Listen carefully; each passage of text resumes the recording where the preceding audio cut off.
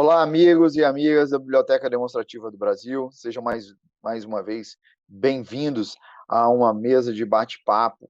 E hoje a gente vai falar sobre as interações entre a literatura e ecologia, com uma presença ilustre do Marcos Fabrício Lopes da Silva, escritor, professor, tem mais de 8 livros publicados na área e é um especialista entre fazer essa transição entre ecologia e literatura. Marcos, seja bem-vindo à Biblioteca Demonstrativa e quero te dar as boas-vindas em nome de toda a nossa equipe. Quero agradecer pela oportunidade do diálogo, pela causa bibliotecária. A melhor invenção da humanidade é o livro, e nós estamos aqui vivendo desdobramentos do livro, essa página aberta que também se constitui a internet, e por ela espero que a gente tenha aqui um grande papo. Muito obrigado pela oportunidade. Marcos, seja bem-vindo mais uma vez, né? E eu adorei o nosso bate-papo ali nos nossos bastidores, vamos dizer assim. E a gente sabe, né? A gente tem aqui uma gama de seguidores, né? Que estão ligados entre a biblioteca, crianças, adolescentes, mais velhos. Então a gente tem uma gama muito grande de pessoas. E eu acho que aqui a gente traz uma questão muito interessante que você levantou e eu não tinha parado para perceber, né? Que é essa arte, literatura e ecologia. Como a literatura vai nos auxiliar no entendimento, na absorção, na incorporação da ecologia no nosso dia a dia. Mas eu queria que você pudesse falar um pouco nisso, porque eu fiquei extremamente alegre em te ouvir quando a gente estava conversando, e eu acho que as pessoas que estão aqui com a gente na Biblioteca Demonstrativa vão adorar também. Gratidão. Pensar a literatura brasileira, ou melhor dizendo, a arte literária, tanto num movimento local como universal, é atingir pelo menos 3 pontos de linguagem.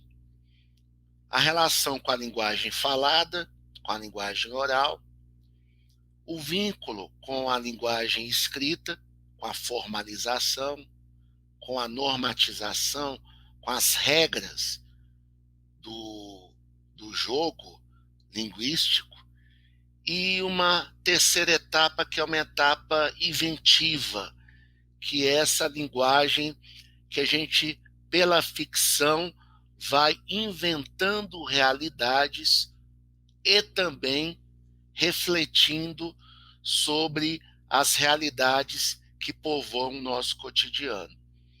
E a ecologia, ela vem justamente dessa capacidade do homem se perceber dentro do meio ambiente como um agente facilitador das relações. E, nesse sentido, a cultura é a ação que o homem tem para se relacionar com a natureza de maneira sustentável.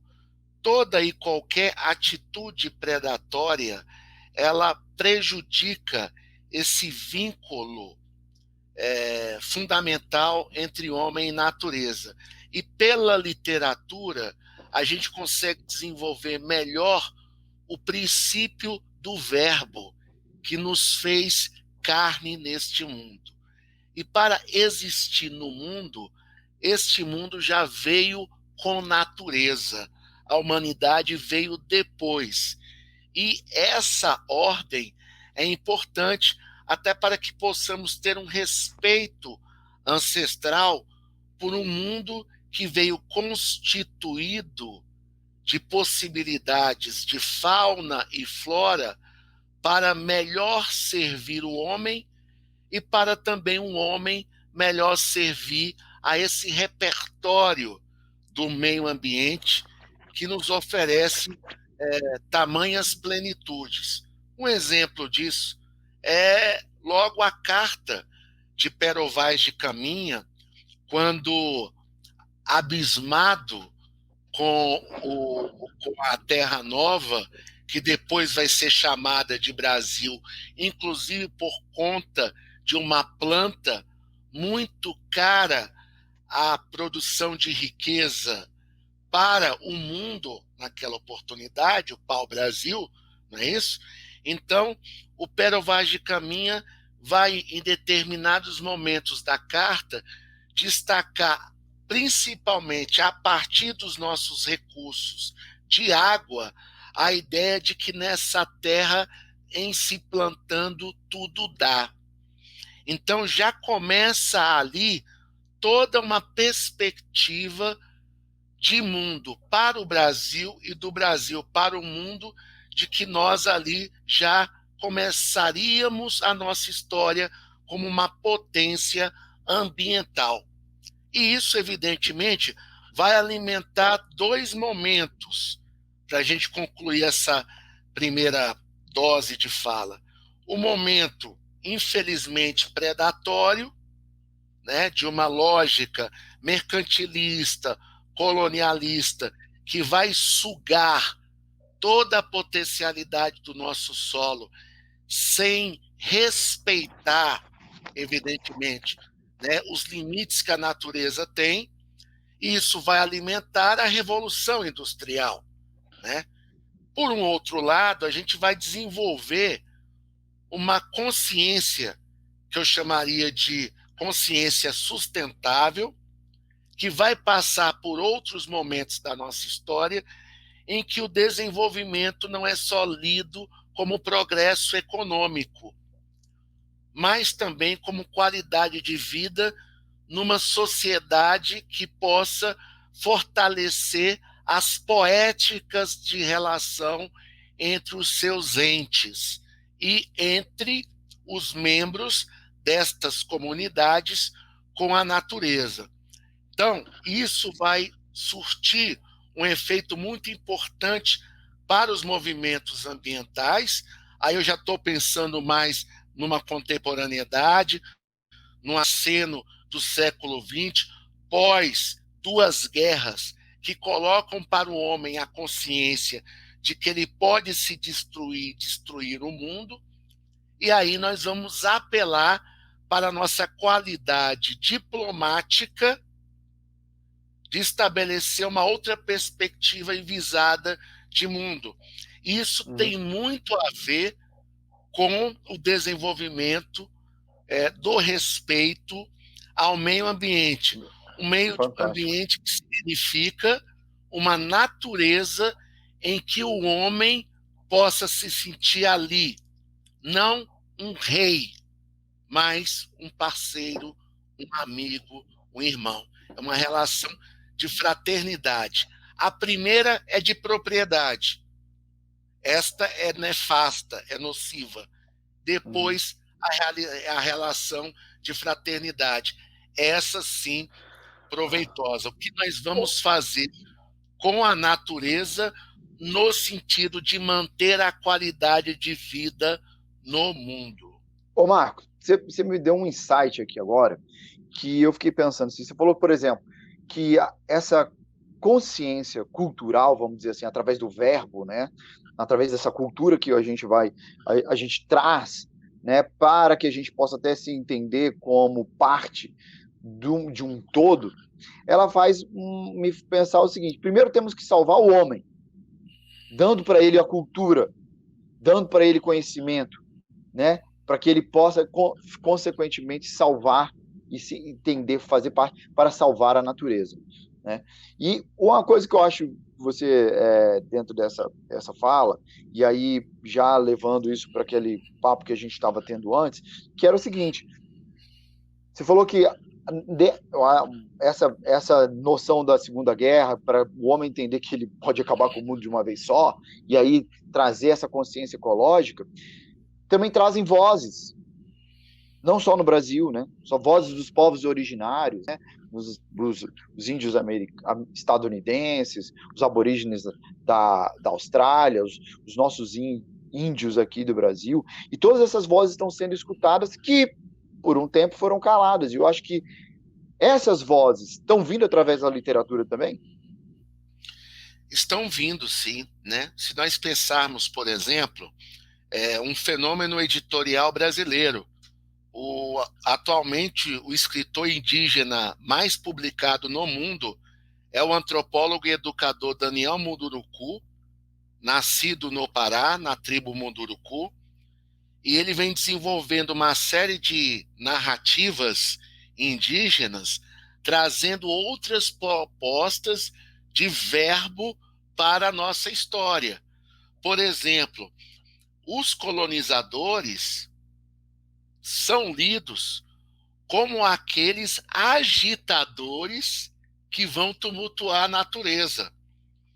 Não vão ser os exemplos de cultura para o povo desorientado. Isso é termos que o Caminha vai usar na carta dele, de que era necessário Dom Manuel chegar com a fé para orientar os indígenas que estavam perdidos. Enquanto Daniel Munduruku vai dizer, não, vocês não estão ocupando a nossa terra e desenvolvendo uma relação de gentileza, diplomacia e sentido de comunidade. Vocês estão vindo aqui como apropriadores da terra, que é aquele desgaste da percepção do invasor.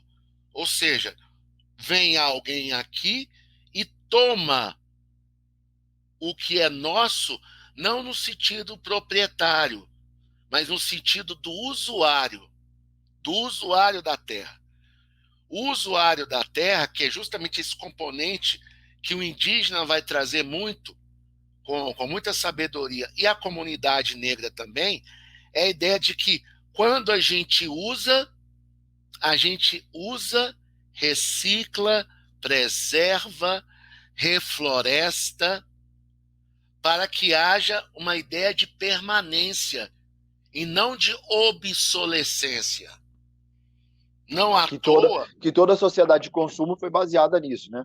Num processo de uso e que, querendo, nos transformou até nas nossas relações, né? As nossas relações de uso, e hoje até uma das vozes das mulheres é isso, né? A mulher, quando ela perde, ou ela, por exemplo, ela é presa, ninguém mais a visita. Por quê? Porque ela perdeu a função dela, entendeu? Ninguém mais usa, ninguém mais tem, ela deixou de ter uma coisa e esquecem dela. Quer dizer, é um processo exatamente desse de uso e descarte, né? Que você está dizendo. E aí eu queria te perguntar, essas vozes indígenas, negras e brancas, elas unas trazem a nossa força brasileira, que é uma das coisas que você desenvolve aí, né? Esse é o potencial brasileiro quando ele se encontrar, né? Essas nossas raízes como uma força.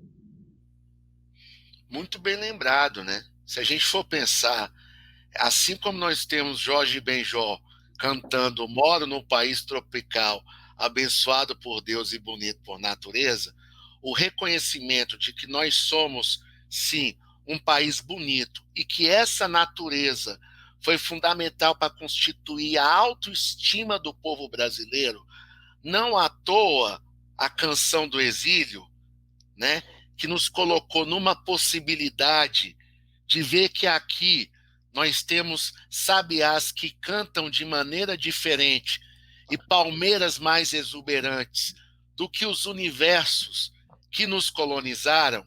Então, você imaginar que ali você já tinha uma construção de autoestima nacional pela natureza que nos constitui. Olha que interessante perceber isso. Agora você tem que dar essa palhinha, né? Você tem que dar essa palhinha. Você tem que dar essa palha. Porque quem sabe quem foi que escreveu a canção do exílio? Gonçalves. Não é verdade? E agora você não vai... Eu acho que aí vale a pena você desenvolver isso depois que você lê esses 4 versos que tem aí, que vale a pena pra gente. Deixar o Gonçalves Dias aqui... Gratidão. Aqui eternizado nessa nossa live. Minha terra tem palmeiras, onde canta o sabiá. As aves que aqui gorjeiam, não gorjeiam como lá. Nosso céu tem mais estrelas, nossas várzeas têm mais flores, nossos bosques têm mais vida, nossa vida mais amores, em cismar sozinho à noite. Mais prazeres eu encontro lá. Minha terra tem palmeiras onde canta o sabiá. Minha terra tem primores, que tais não encontro eu cá, em cismar sozinho à noite. Mais prazer eu encontro lá. Minha terra tem palmeiras, onde canta o sabiá. Não permita, Deus, que eu morra, sem que eu volte para lá, sei que desfrute os primores, que não encontro por cá. Sei que ainda avista as palmeiras, onde canta o sabiá. E aí, olha que interessante. Aqui, Gonçalves Dias, advogado brasileiro, maranhense, exilado em Portugal, vai justamente fazer todo um trabalho de retrospecto das propriedades maravilhosas que o Brasil tem. E como o Brasil, subjugado por Portugal na dinâmica da colonização, tem as suas virtudes e qualidades como terra própria. E isso acontece 20 e poucos anos depois da nossa declaração de independência, em que os laços coloniais ainda estavam muito fortes enquanto mentalidade de um povo. Então, imagina o que é, pela natureza, construir uma identidade nacional que possa fortalecer a sua autonomia diante do jugo colonial do outro. E isso foi dado pela natureza, pela observação de elementos da natureza, sem aquela índole predatória da metrópole que nos colonizou. Está vendo como é que é diferente a perspectiva em relação ao Pero Vaz de Caminha? O Pero Vaz de Caminha ele quer fazer um levantamento patrimonial dos bens que a colônia tem para sustentar a metrópole portuguesa e, evidentemente, toda uma revolução industrial que se passava na Europa. Foi importante para ter digamos assim, um levantamento das nossas condições. Agora, quando o fim deixa de ser consumista para um fortalecimento da índole ambientalista, o Gonçalves Dias consegue construir, na base do romantismo brasileiro, uma consciência ecológica diferente, que é o orgulho de ser um país da natureza, e não um demérito de ser um país da natureza por estar atrasado em relação à cultura do outro. Essas perspectivas em jogo são muito importantes para a gente entender o desdobramento da consciência ecológica no Brasil ao longo dos tempos. É muito interessante porque essa ecologia que faz parte do conhecimento nosso e conhecimento também do nosso passado, que nós somos, temos 3 pilares, né, étnicos, vamos dizer assim, dentro do nosso arcabouço imaginário, né? Nós temos o índio, o negro e o branco, nos fazendo hoje estarmos no ponto que estamos. E podemos dizer que tudo é nosso. Sim, sim. Isso é muito significativo, porque tudo é nosso no sentido do compartilhamento, que vai desenvolver, inclusive, a democracia na sua maior expressão, que é a cidadania, que é o espírito republicano, o espírito do espaço público, de um espaço público onde todos possam desfrutar dele. E esse desfrute é um desfrute consciente, que passa por desejo, que passa por necessidade, mas que passa também pela consciência, a consciência de preservação, manutenção. Da diversidade que você estava falando. Porque você disse que exatamente, que na nossa conversa, que é muito interessante, somos 3 grandes raízes, todas diferentes, porém iguais, porque habitamos e convivemos num mesmo espaço, que agora fica cada vez menor, com essas possibilidades que a gente tem de nos comunicar, de estarmos aqui juntos, fazendo isso daqui. E temos uma língua que também nos une. Muito bem lembrado. Inclusive, dentro da língua que muito bem nos une, é o princípio do verbo. O verbo se faz carne quando a gente, a partir da realidade bonita do direito, transformamos as realidades feias, aquelas que precisam ficar bonitas. Por isso, a natureza ela vem também como um componente de encantamento. Não só um encantamento paradisíaco, mas aquele aviso de que a terra é melhor. Quando a gente avista, por exemplo, flores, e saímos dali com um dispositivo espiritual mais alegre, mais avançado, nós estamos desenvolvendo ali uma característica fundamental do ser humano, que é o direito à contemplação. Ou seja, a gente sai daquela pressa de tudo devorar, de tudo engolir, para melhor apreciar. Ou seja, lidar com uma cultura que, de fato, leve o ritmo e a cadência como possibilidades de valor, e não necessariamente a pressa e a aceleração. Então, esse aspecto também da cultura da contemplação é algo importante, e algo que eu queria também tocar aqui, que o Caetano Veloso chama muita atenção, que terra para os pés, firmeza, pé para as mãos, carícia. Né? Então, o desenvolvimento do nosso tato, da nossa habilidade de toque, da nossa relação mão, cabeça, coração, se dá com o trato da terra.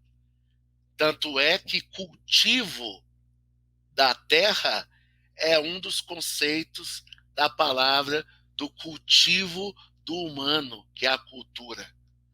Cultivar, cultuar, são ações de fazer cultura. Então, nós temos a capacidade de transcender, cultuar, e também a capacidade imanente, cultivar. A imanência mais a transcendência resultam na capacidade do homem de fazer cultura e de cultivar a terra, logo também estabelecer vínculos com a natureza. Uma natureza que é dada e também construída. É uma possibilidade dialética. A natureza nos faz e a gente faz a natureza. Por isso que a relação se dá num processo de coautoria conjugal. Esse é um exercício sofisticadíssimo do que a gente falou em termos de diversidade e em termos de uma convivência que possa qualificar a coexistência. A coexistência é o miscigenado, é a mistura. A pergunta é: essa mistura está tendo envolvimento de verdade? Essa mistura está se envolvendo de maneira amorosa, respeitosa, amistosa? Porque se apenas for um contato instrumental, a gente vai ter, no meu entender, uma humanidade ainda represada. E, se duvidar, ainda muito presa aos mecanismos de guerra, competitividade, individualismo. Esse paradigma, ele é adoecedor. E a vítima direta disso é toda uma série de situações desastradas com o natural. Já reparou que quando a gente foge ao natural, o que vem à tona? O acidental. Porque nós estamos escapando da nossa essência. Quando a gente está falando lá de autoconhecimento, além de uma expressão de amor próprio, é a relação mais íntima que o homem pode ter com a natureza. Então, Verdade. Lindo, lindo isso. a intimidade, ela é um valor supremo de qualidade mútua entre o eu e o outro, entre a poética da relação. Nós somos resultado das relações que a gente constrói com a natureza. Isso é fundamental, né, não perder de vista. Que nós, isso inclusive tem um ditado popular que eu acho de uma fortaleza delicada e incrível, né? Uma andorinha sozinha não faz verão. Repare que esse ditado, esse achado da literatura popular, foi dado também por uma unidade de observação de mundo, que acabou constatando, né, que a união faz a força. E que a força não é a guerra, a força é o jeito. É o jeito de combinar as coisas. Quem dá esse tempero? A natureza. Não à toa ela também é chamada de ordem cósmica. Perfeito. Você me faz um outro insight. E se a gente fala sobre diversidade, quer dizer, a pluralidade, a gente não pode falar em monocultura. Não é verdade? A monocultura, o que ela faz? Adoece. Porque não existe um caminho cultural só. Existem vários. E eu queria que você desenvolvesse, de novo, essa diversidade cultural, literária, na diversidade ecológica. Muito bem. Olha só como é que nós temos alguns fatores interessantes. Em determinado momento brasileiro, o nosso olho estava de maneira unilateral voltado para, digamos assim, a realização da natureza litorânea através dos mares. Não é isso? Uhum. Então, nós tivemos Salvador, uma capital litorânea. Rio de Janeiro, outra capital litorânea. Então, a concentração das ações sobre o Brasil estavam concentradíssimas na nossa capacidade marítima, tanto no olhar de forças armadas, como também na delicadeza do deleite diante do mar. Não à toa a gente começa a ter o hábito de usar o mar para banho quando ele é indicado por médicos no Império para combater doenças. Então as pessoas tomavam banho para proteger melhor o seu corpo. No século XX é que nasce o mar como dispositivo de lazer das pessoas. Mas no primeiro, o mar é indicado como um remédio medicinal. Interessante, não sabia. Pois é, para a gente ter uma ideia, então, de como é que essa consciência ecológica, inclusive, se não me falha a memória, um dos personagens que fazia muito uso do mar para fins medicinais, uma das nossas personalidades, foi Dom João. A própria entrada da família real no Brasil em 1800 vai trazer ali alguns hábitos importantes. Primeiro, a chegada da nossa primeira biblioteca, e começa a ter, sim, uma noção de que o que o Brasil tem de natureza pode ser utilizado para fins medicinais. Isso já era um achado indígena reconhecido, já era um achado da civilização negra reconhecido, e isso passa também a ser reconhecido pela civilização branca. Ou seja, a natureza tem componentes medicinais importantíssimos e que vai, evidentemente, cruzar com um procedimento lá medieval dos alquimistas. Sim.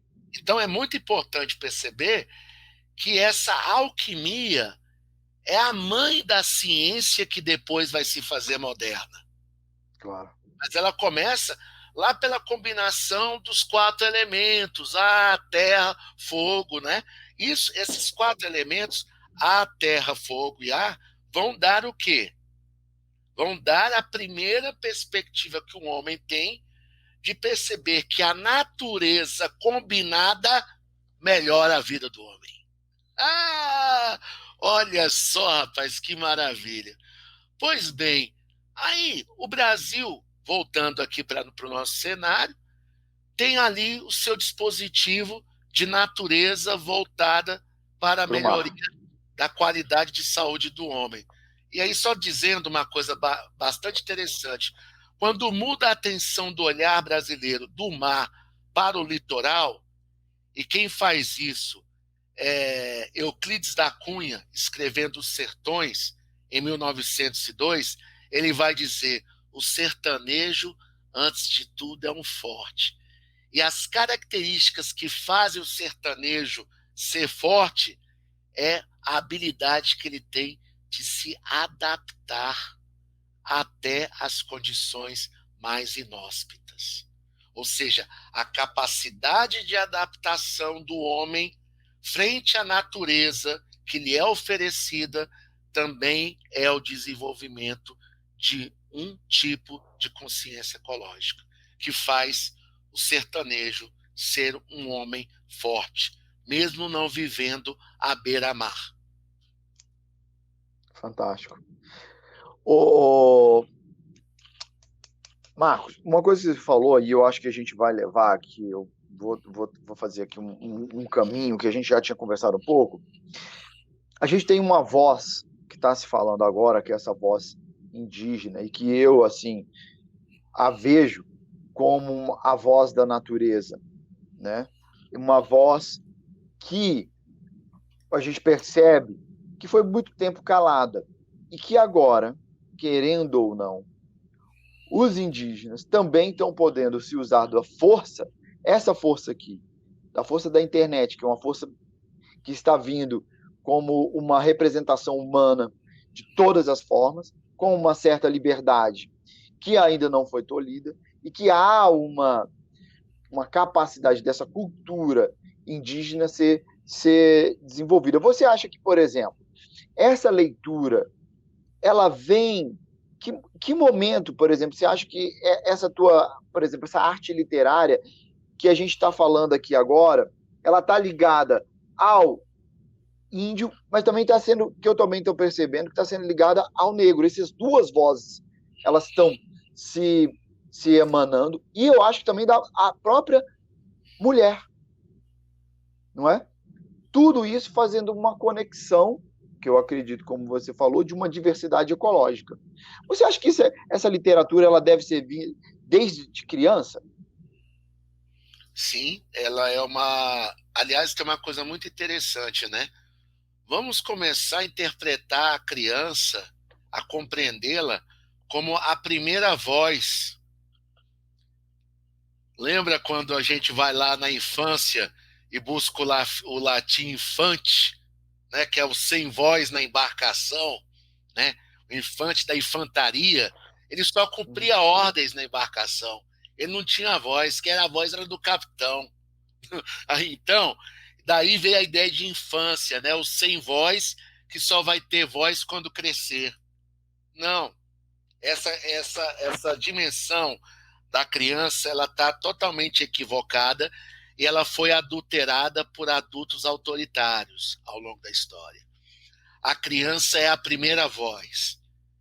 Para você ter uma ideia, eu até trouxe aqui, e muito bem lembrado, só um parêntese, um livro muito bonito chamado Tainá, a Guardiã das Flores, de 2018, que foi escrito pela filha da escritora Cristiane Sobral, Ainá Sobral, que começou a perceber, olha que interessante, Tagore, que havia necessidade de ter uma personagem mulher, negra, criança, que fosse defensora das flores em um país cujo tamanho equivale a um campo de futebol. Elas construíram uma história de um país que cabe dentro de um estádio e que cuja torcida, cujos habitantes estão perdendo a capacidade de admirar as flores.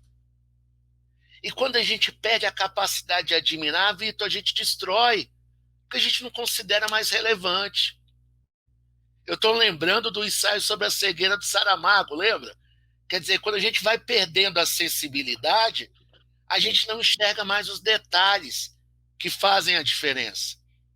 E aí a gente tropeça e se atropela, e isso vai deteriorando a qualidade das relações, vai prejudicando a diversidade, vai prejudicando a capacidade do homem inteiro perceber-se como ser integral e, consequentemente, como integrante daquela magnitude, a natureza.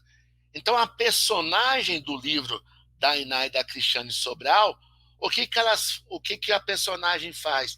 Ela vai fazer um trabalho de fala, de espalhar, de semear o verbo naquele país, para que as pessoas possam não só tomar gosto pelas flores, mas também de plantar flores.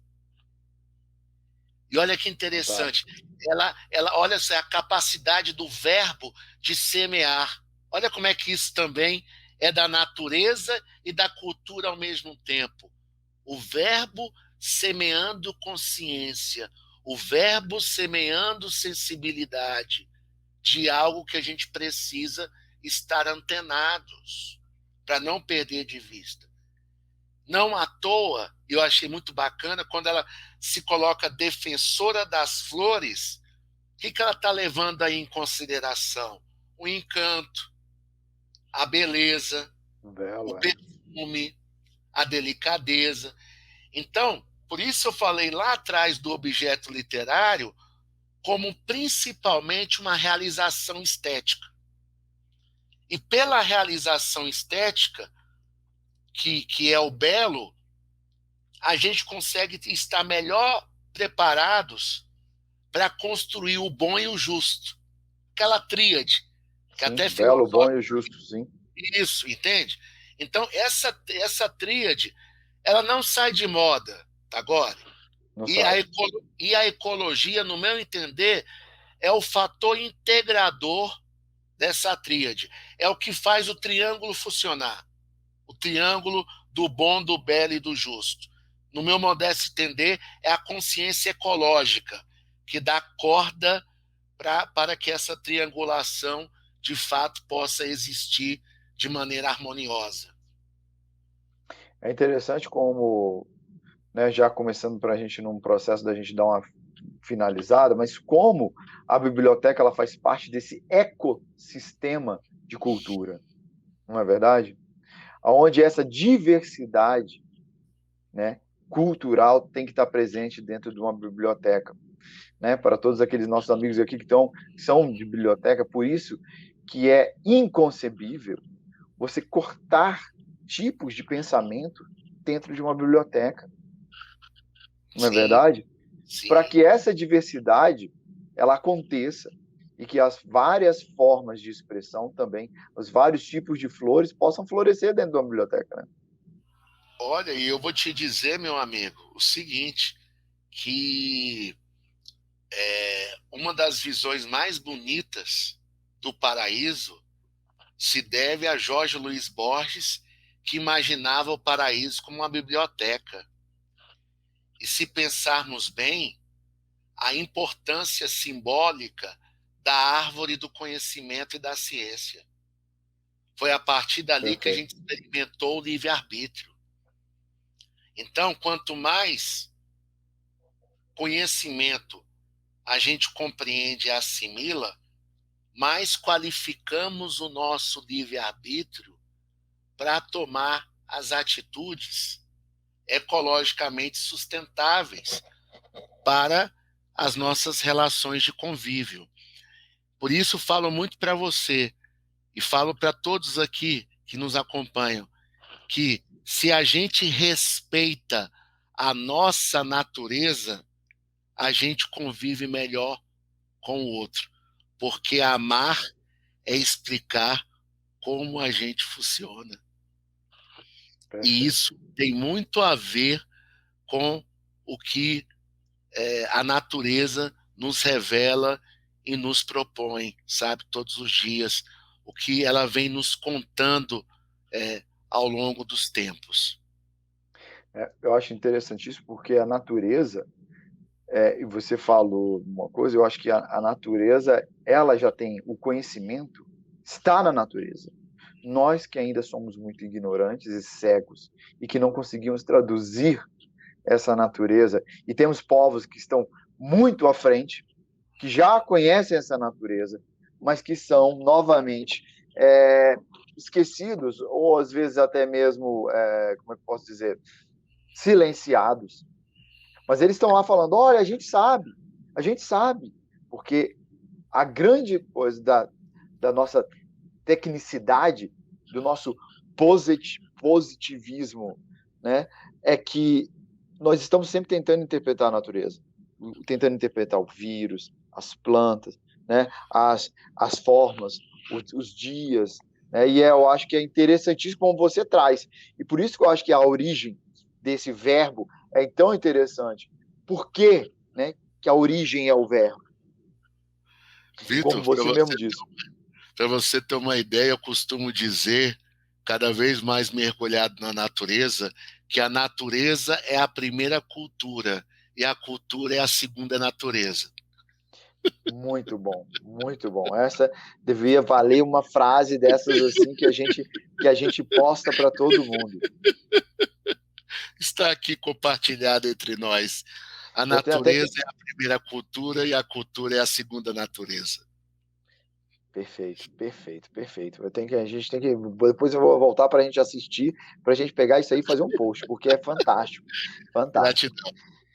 Mas e aí, ô Marcos, já dentro desse nosso final, né, eu acho que a gente falou aqui, né, da importância, né, da literatura e da ecologia, como elas andam in são intrínsecas, né, e nosso processo de educação. O que é que você entende hoje como a nossa educação ecológica, conjuntamente com a nossa educação literária? Como é que você vê isso?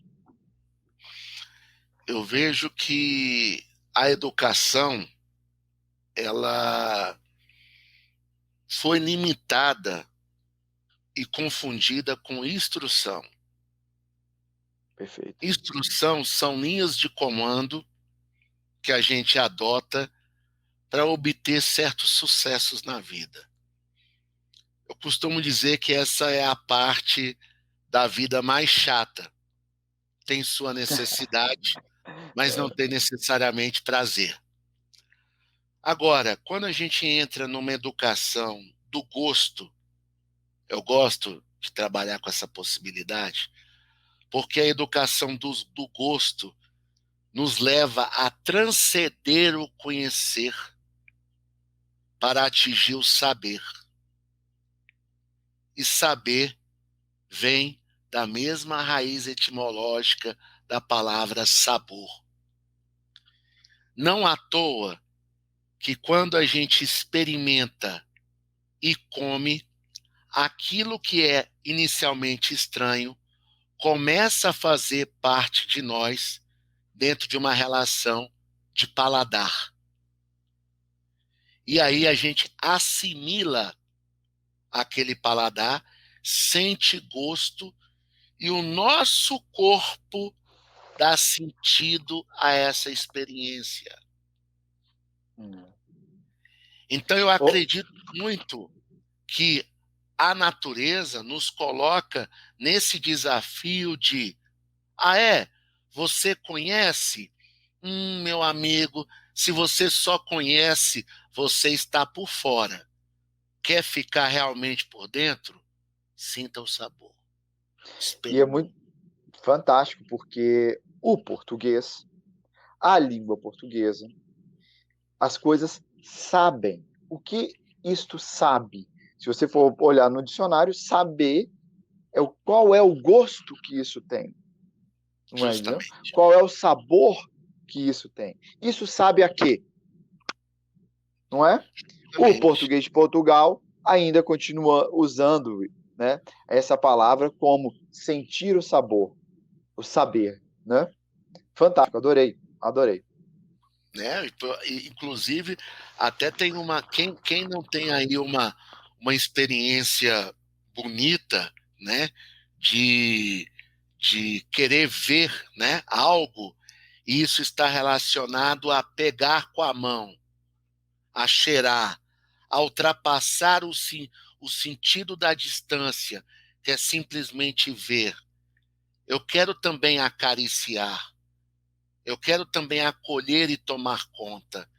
Então, eu acho etapas mais avançadas de educação.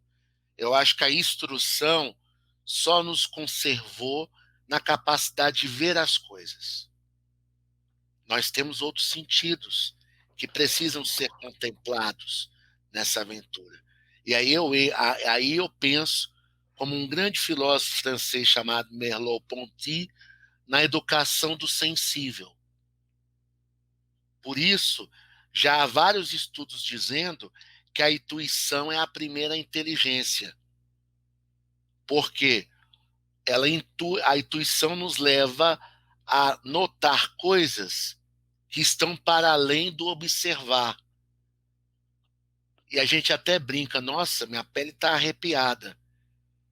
Então, Uhum. tem alguns movimentos da nossa relação com a natureza que passa primeiramente pela pele e que só depois a mente vai compreender e a gente vai dar algum sentido, vai buscar alguma compreensão, algum critério, algum método, mas nós temos dinâmicas de pele muito avançadas e que tem a ver justamente com esse vínculo com a naturalidade do mundo, que eu acho que também é um conceito muito importante de consciência ecológica, a nossa relação com a naturalidade.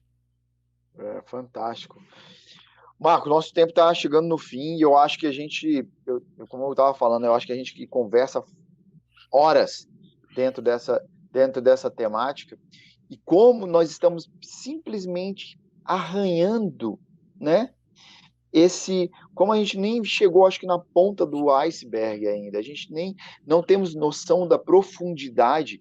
E aí eu acho que duas coisas muito interessantes. Quando você fala assim, eu me empolgo, como nós, como brasileiros, temos a capacidade de estarmos passando por um momento onde você comentou, onde as nossas caixinhas parecem que estão separadas, mas agora é a hora de fazer essa fusão entre elas, porque dentro desses vários discursos, esses vários diálogos, né, entre natureza, homem, né, o homem e a sua sociedade, aquilo é que vamos poder arrumar o nosso caminho do meio, né? Vamos achar esse caminho do meio que é o caminho do diálogo e da diversidade que eu adorei, como você agora, eu acho que meio que eu compreendi a diversidade, entendeu? Como aquela coisa, somos iguais em nossas diferenças, somos iguais em nossa diversidade, que eu achei fantástico. E eu queria aí, Marcos, que você falasse para mim, onde é que a gente encontra você? Onde é que as pessoas podem te encontrar? Que local? É o Instagram, é o Facebook, é por e-mail, é pelo WhatsApp? Como é que as pessoas encontram para continuar com esse diálogo, né? Com essa convivência, como a gente estava falando? Não só essa nossa relação para ela poder continuar além daqui da biblioteca. Quero muito, primeiramente, agradecer essa grande conversa que a gente teve. Foi maravilhosa. de um entusiasmo fascinante, viu? Gostei demais. Olha, a gente pode se encontrar numa iniciativa que eu gosto muito de fazer. Eu sou um dos coordenadores do Sarau Marcante. Como poeta, a gente coordena um sarau aqui na 109 Norte, um restaurante chamado Magrelim, toda quarta-feira, de 7h30 às 9h30 da noite. Então, toda quarta tem um sarau marcante, eu estou lá coordenando e palco livre, microfone aberto, é só chegar lá, poetizar o que você quiser de sua autoria ou de outras autorias. É um grande espaço no Sarau Marcante. Por e-mail, o meu nome completo, Marcos, com O, Fabrício Lopes da Silva, @gmail.com, Marcos Fabrício Lopes da Silva, @gmail.com. Por e-mail a gente consegue trocar figurinhas, tenho livros que eu posso, evidentemente, aí, comercializar e doar. A gente vai fazendo ali aquela boa conversa. O importante é que a boa poesia se espalhe entre nós, que a gente cultive cada vez mais a naturalidade dos nossos gostos, dos nossos sabores, das nossas virtudes. O Instagram, @Marcos Fabrício, também tem essa possibilidade de encontro. Tem o meu WhatsApp, 61 98127 1822, 61 98127 1822. Então, Fantástico. temos aí os nossos canais. Só não fala contigo quem não quer agora, né? Porque Eu fico muito feliz, porque eu vou te falar uma coisa, viu, meu amigo Vitor? Você é um felizardo de ter alegria no seu nome, viu? Eu sou desse partido da alegria, pode ter certeza. É fantástico. É um nome que realmente faz uma diferença. E se eu te falar que você ainda deve ter um parentesco comigo. Minha família é Lopes, Lopes de Melo Alegria. Então depois a gente vai conversar sobre isso. Tá Mas bom. agradecer o teu tempo, agradecer aqui também toda a equipe da Biblioteca Demonstrativa, que, né, em nome aí do Marcos Linhares, que fez aqui essa nossa organização, né, agradecer ao nosso amigo João, que é o nosso chefe desse mundo internetico aqui, que faz com que eu e você possamos nos ver, e agradecer a Voar, que é a grande mantenedora desse projeto, junto com o governo do Brasil. Marcos, um grande abraço. Abraço a todos aqueles que estiveram conosco mais uma vez aqui assistindo a nossa biblioteca demonstrativa, trazendo pessoas fantásticas como o Marcos Fabrício, que espero que possa ser convidado em outras vezes, e pessoalmente, e que seus livros estejam conosco na nossa grande nave-mãe, que é a Biblioteca Demonstrativa. Ok, Vitor, um prazer enorme. E quero dizer uma coisa rapidinha. Quando a gente tiver um problema martelando a nossa cabeça, lembre-se, espinho também é flor. Um beijo grande. Maravilhoso. Um grande abraço, gente, e até a próxima. Obrigado para vocês todos que estavam aqui conosco.